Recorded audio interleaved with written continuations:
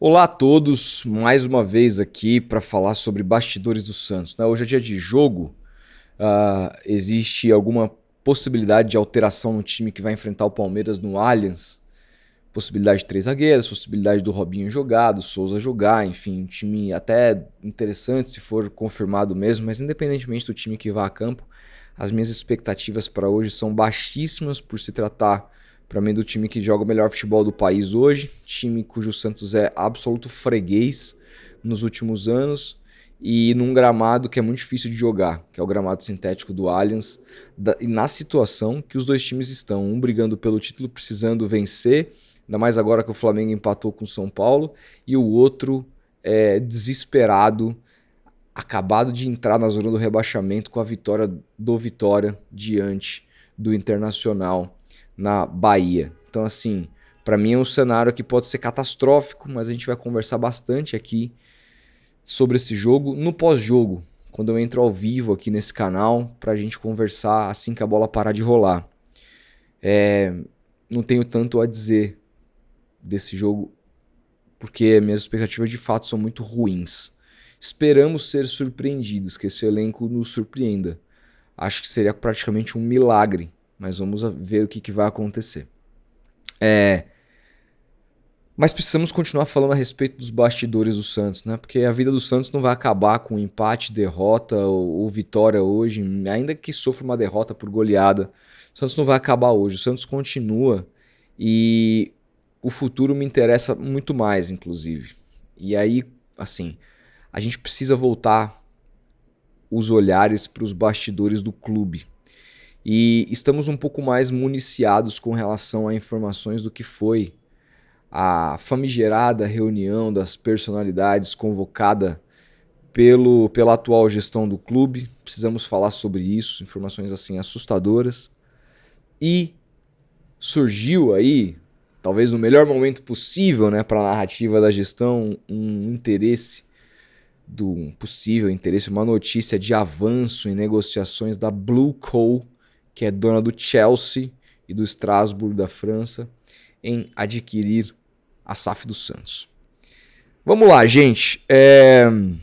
Passo por passo. Primeiro você se inscreve no canal, depois você ativa o sininho, depois você deixa seu hype, depois você deixa seu like. Tudo isso é muito importante aqui. E depois você deixa o seu comentário também. Se você concorda, discorda, o que você pensa sobre o momento do clube, que é muito importante a sua participação, quero muito ouvi-lo. A gente precisa começar, gente, falando um pouquinho, voltando para a reunião que aconteceu no Santos. E vocês lembram da nota que foi atribuída a Orlando Rolo. Posteriormente, ele disse que não foi ele que escreveu. Eu tenho a informação de que foi, mas, bom, ele nega. E, independentemente de quem escreveu, foi uma nota que foi difundida entre a torcida, entre os associados, e revoltou muita gente, me revoltou e tudo mais. E foi colocado ali um episódio grave que Rodrigo Marino e o Maruca, que são ex-candidatos, podem de repente tornar-se candidatos novamente, mas são ex-candidatos à presidência do Santos, teriam tumultuado o ambiente, teriam sido expulsos do local e que teriam sido escoltados por seguranças. Bom, eu mandei uma mensagem para o Maruca, que me escreveu o seguinte, vou ler para vocês aqui textualmente o que o Maruca me escreveu, tá? Bom dia, lógico que é mentira. Fui para não dizerem que neguei a ouvi-los nesse momento grave do Santos e saí antes da hora por achar ridículo tudo aquilo. Entrei mudo e saí calado. Só falei com a imprensa, fora de lá. Estou postando minha posição sobre tudo isso. Pelo visto, estou incomodando a Belmirolândia. São patéticos. E aí ele manda o seguinte, assim, a nota que ele encaminha para a imprensa, ele diz: atendi ao convite da gestão do Santos para a reunião com várias lideranças, certo de que era minha obrigação ouvir. Fracasso. Foi uma patética tentativa de dividir responsabilidades pelo grave momento do clube causado por erros e empáfia da própria gestão. Saí do encontro antes do término e certo de que são amadores amedrontados e sem condição de continuar no comando. Corri o risco de ser mal interpretado ao ir, mas tive que ser racional. Fomos eu e o Marino e saímos com a certeza que o Santos respira por aparelhos e que não há a mínima chance de aceitar a continuidade dessa gestão. É engraçado, né? O Orlando Rolo está se fazendo de vítima de ter escrito um texto que ele nega que escreveu. As pessoas citadas nominalmente naquela nota não estão se fazendo de vítimas. E de novo, gente, pelo amor de Deus, eu não votei no Marino, não votei no Maruca, enfim, não apoio nenhum desses dois caras. Eu, pelo contrário, assim, a chapa de ambos não me brilhou os olhos nas últimas eleições, mas se isso aqui for verdade, tipo, se os caras só saíram e se os caras foram embora e se os caras se tornaram, perante aquela nota, né, vítimas de fake news dizendo que tentaram tumultuar o ambiente, eram eles que deveriam estar doídos, né? E quem parece estar doído é o Orlando Rolo, que tá fazendo vários stories, se dizendo vítima, tá sendo perseguido. Qual é o interesse da comunidade santista em queimar Orlando Rolo, assim? Mais do que ele já tá queimado, é a pergunta que eu faço, assim. Se Orlando Rolo, independentemente disso, desse episódio, se candidatasse a eleições no Santos, qual que é a chance desse cara, sem brincadeira, ganhar? Todo mundo sabe que é zero, né? Então, assim... Bom, são narrativas, né? Agora vamos ouvir o Rodrigo Marino. Ele deu uma entrevista para o De Olho no Peixe. Eu separei um trecho que ele conta mais ou menos a versão do que foi a reunião que aconteceu na última terça-feira. Vou colocar meu fone aqui, compartilhar com vocês. Deixa eu só colocar o áudio bonitinho. Cadê?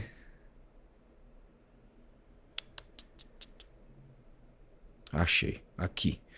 Vamos lá, ouvir Rodrigo Marino sobre a sua versão do que foi a reunião que aconteceu no Santos Futebol Clube.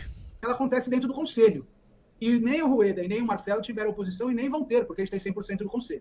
Né? Então ele pediu isso, ele propôs a criação de uma comissão de todos que estavam lá, mas uma comissão que não vai fazer nada. É uma comissão simbólica e emblemática para pensar positivo para o time.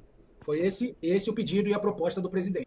Olha a cara do Felipe Camargo. Cara, vamos ouvir de novo. É curto, porque é tão assustador que... É tão assustador isso aqui que parece que eu não escutei direito. Acontece dentro do conselho.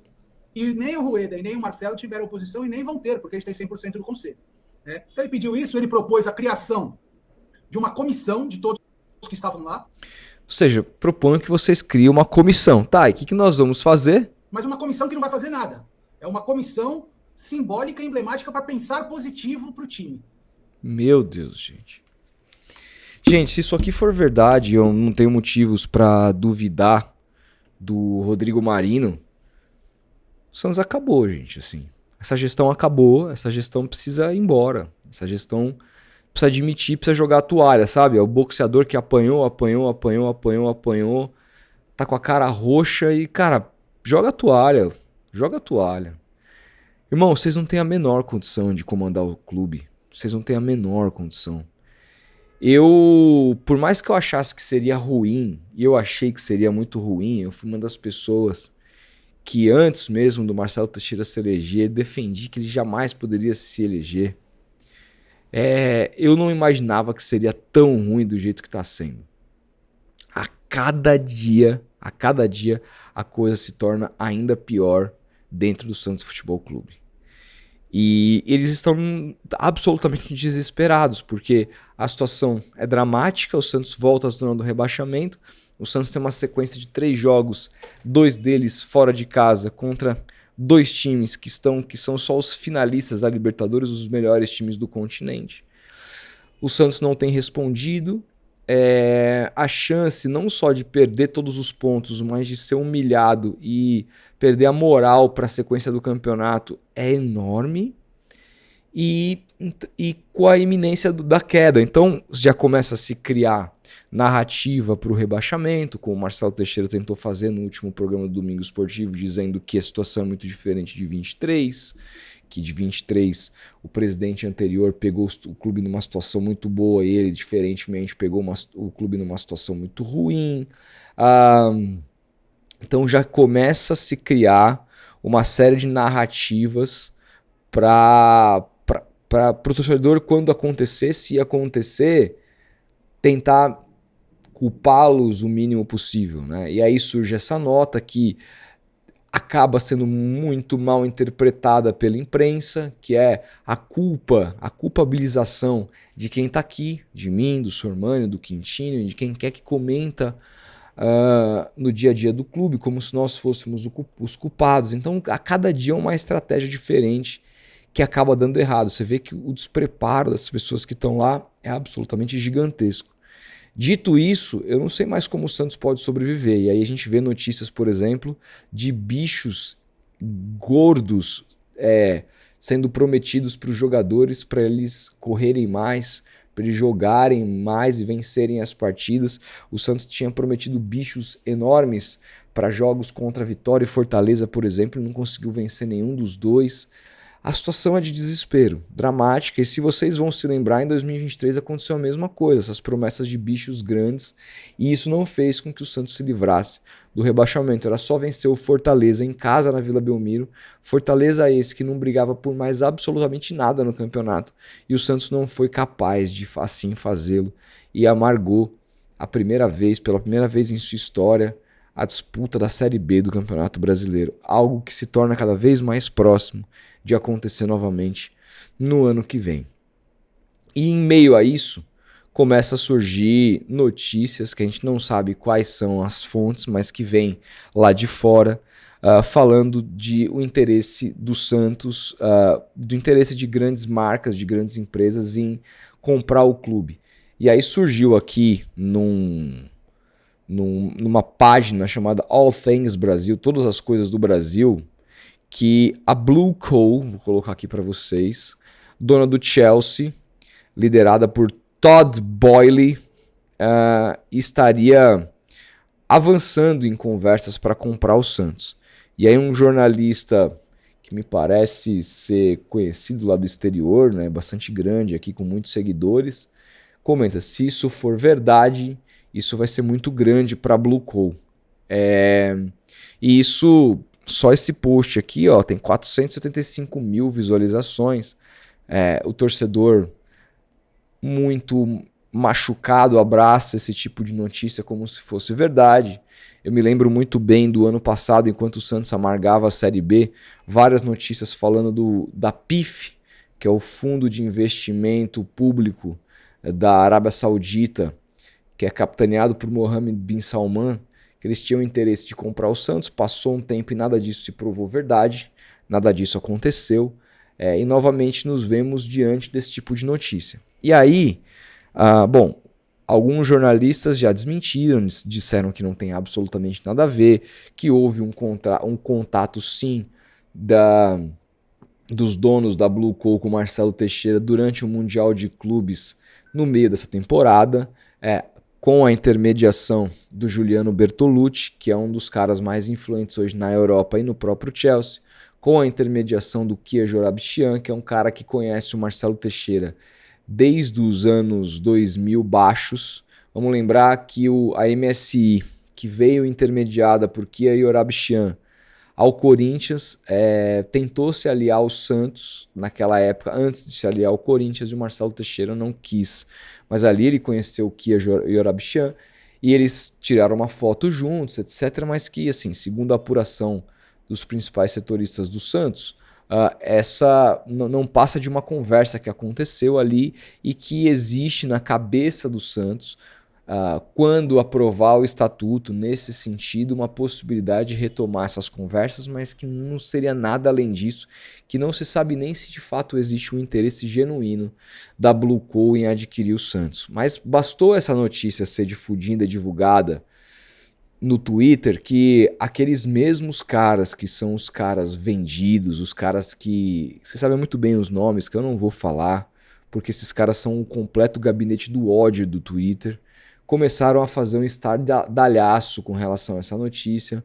E muito conjuntamente eu recebi vários prints Os caras estavam meio mortos ultimamente, mas eles ressurgiram e ressurgem muito depois dessa reunião de terça. Eu não duvido nada de que eles estivessem presentes lá.